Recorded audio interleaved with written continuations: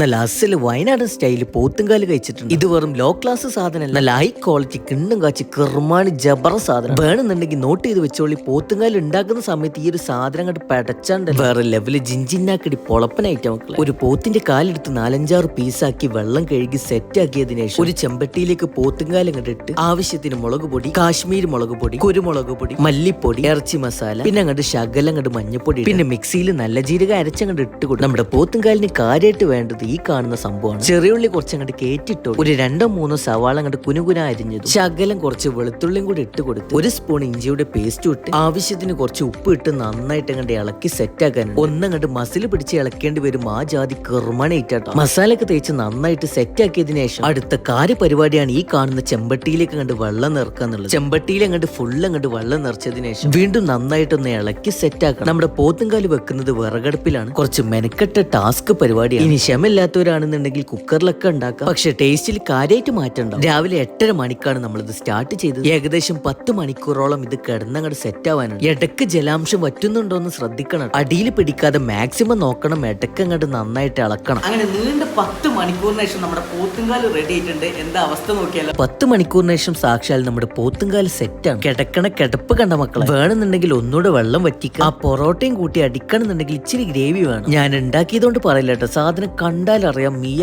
പോത്തുംകാല് കിട്ടി ഉണ്ടാക്കാൻ തുടങ്ങിയാൽ ഒരു അൽക്കുലത്തെ പരിപാടി നടക്കൂല. നല്ല മെനക്കടാണ്. ലാസ്റ്റ് ആയിന്ന് കിട്ടുന്ന റിസൾട്ട് അത് കിണ്ണം കാച്ച സാധനമൊക്കെ സംഭവം ഒരു രക്ഷയില്ല. മസ്റ്റ് ട്രൈ ആട്ടോ. അപ്പൊ നമ്മുടെ സാക്ഷാൽ പോത്തുംകാല് റെഡിയാണ്. നല്ല മഴയാണ് കേട്ടോ.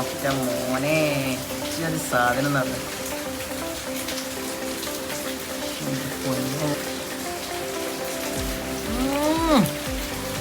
വാവ്, രക്ഷയില്ല കേട്ടോ. കിണ്ണം കാച്ച് കിർമാണി ഐറ്റം മജാപ്പ സാധനം കേട്ടോ. Really beautiful, amazing. നമ്മുടെ അടുത്ത പരിപാടി മജ്ജ എടുക്കില്ല കേട്ടോ.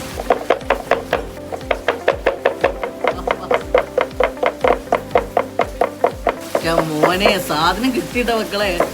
10 മണിക്കൂറത്തെ എഫേർട്ട് കിട്ടിയിട്ടുണ്ട്. കഴിഞ്ഞു എവിടേക്കെയോ എത്തി. അപ്പൊ സംഗതി ഏതെങ്കിലും ഒരു രക്ഷയില്ല. അടിപൊളി കിണ്ണം കാച്ചി കുർമാനി ജിഞ്ചിനാക്കടെ ഐറ്റം മസ്റ്റ് ട്രൈ ആണ്. എന്തായാലും ട്രൈ ചെയ്യാൻ മറക്കണ്ട.